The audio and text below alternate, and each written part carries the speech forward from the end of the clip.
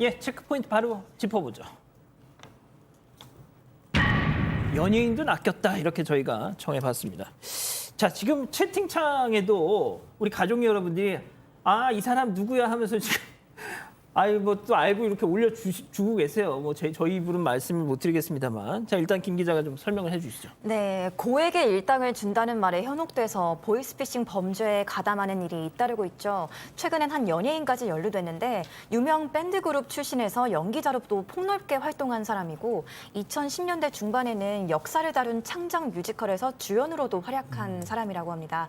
그런데 이 사람이 지난달 16일 경기도 여주경찰서를 찾아서 자수했습니다. 예. 자, FT 아일랜드입니다. 그것까지 지금 보도가 나오고 있었고요. 뭐 어떤 멤버까지인지는 뭐 저희가 말씀 못 드리겠습니다만. 아니 그런데 어쩌다가 이런 일에 또 이렇게 휘말렸던 걸까요? 이 연예인이 누군지를 알 필요는 없지만은 네. 이 연예인이 사실 경제적 어려움이 있었나 봐요. 별로 출연을 못 하니까 그런 상황인데 고액 단기 일자리라고 알바를 신청하는 게 있거든요. 여기를 이제 보니까 단시간에 돈을 벌 수 있어 이런 생각으로 해가지고 여주까지 가가지고 광고원을 보고 전화를 했어요. 받은 사람이 뭐라 하냐면 요거는 직접 만나지 않고 비대면으로 하거든요. 면접을 해서 하는 말이 뭐냐면은 600만 원을 갖다가 다른 사람을 전해줘라고 했던 거예요. 돈을 받고 보니까 그때서야 이게 어허. 일반적인 것이 아니고 보이스피싱 같다라고 생각을 해서 신고를 한 건데 실제적으로 계좌 이체하면 되지 현찰 전해주라고 안 하거든요. 예. 그러니까 본인이 잠시 그 보이스피싱이 빠졌지만 바로 그거를 보이스피싱이라는 거를 느낀 다음에 신고를 했기 때문에 너무 잘했던 거죠. 박 변호사님, 네. 저희가 이 수거책들에 대한 얘기 많이 전해드렸잖아요. 네, 딱 이 경우만 봐도 그렇죠. 안다니까요. 몰랐어요. 이건 좀 몰랐어요. 이거 다 아닙니다. 그렇죠. 그거. 그렇기 때문에 이게 결국은 나중에 사기죄인, 사기 미수죄 같은 게 성립할 수가 있는데 고의가 인정되는 경우가 대부분 많죠. 일단 이 연예인 A 씨 같은 경우 그 관계 회사에서는 뭐 경제적 어려움은 없었다라고 합니다. 지인의 추천으로 뭐 펀딩 회사라고 생각을 하고 회사에 취직을 했고 한 4일 정도 일한 게 다라고 합니다. 그리고 이제 비대면으로 면접을 진행했는데 입사 바로 다음 날에 이상함을 감지했는데 그게 딱 그거예요. 지금 현금으로 돈을 받아달라. 투자자의 돈을 받아달라. 그리고 이 사람이 직접 그걸 받는 게 말이 되나요? 계좌 이체가 요새 가능한데. 그렇죠. 그래서 그때 이거는 문제가 있다. 보이스 피싱에 내가 현금 수거책이 된 거구나라고 판단했고 경찰에 바로 얘기를 했다라고 합니다. 예. 진짜 그래도 이분이 이거는 아닌 것 같다. 이거 냄새 난다 해서 경찰서로 제발로 찾아가서 자수를 했으니 망정이지. 자, 그렇다면 이분은 잘못이 없는 거죠? 그렇지는 않습니다. 왜냐하면 보이스피싱에 일단에 가담했기 때문에 이제 경찰에서는 불구속 입건을 했다고 그래요. 구속이 아닙니다. 근데 이제 아무튼 이분이 자수하는 바람에 아마 그 다른 조직, 2개 조직을 또 피해자가 있는 건데 그걸 검거를 했다는 거예요. 그리고 또 보이스피싱 한 3명을 잡았다 했기 때문에 공을 세웠지 않습니까?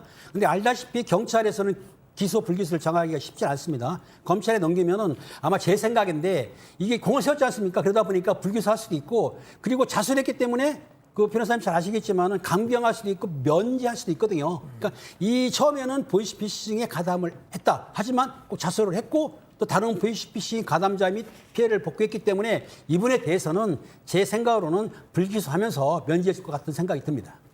그럼 여기서요. 실제 이 보이스피싱 수거책 모집 보이스피싱 이 단체들이 수거책들을 어떻게 모집하는지를 먼저 좀 한번 들려드리고 제가 관련해서 교수님께 한번 여쭤볼게요. 자, 일단 그 내용부터 한번 들어보죠. 씨는 채권 회사가 무슨 일을 하는 회사인지 알고 계시나요? 잘 모르겠어요. 고객님께서 필요한 서류 갖다 드리고 고객님께 때 줄기세요 받으신 다음에 웃으면서 감사합니다. 저 이만 바빠서 먼저 가보겠습니다. 이 정도 인사만 해주시면 되겠는 거라서 괜찮잖아요. 이 정도는 그렇죠? 맞아요. 이 한 건당 저희가 세트 드릴 수 있는 페이가 최소 6만 원에서 정말 큰 거는 15만 원 이상도 있어요.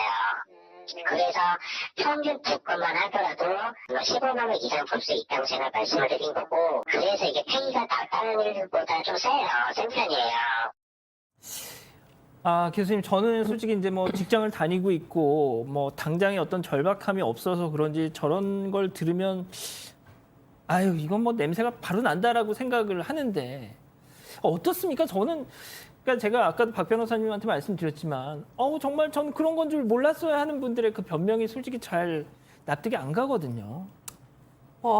몰랐어요라고 얘기할 수밖에 없는 사정이라고 보시면 되겠습니다. 사실 뭐 웬만한 사회생활을 해보면 돈이 6만 원, 뭐 많게는 15만 원 넘는 것도 있다. 그런 뭐 일이 있습니까? 어디 가서 물건을 하나 전달해주고 돈을 15만 원씩이나 받는 일이 어디 있어요, 세상에.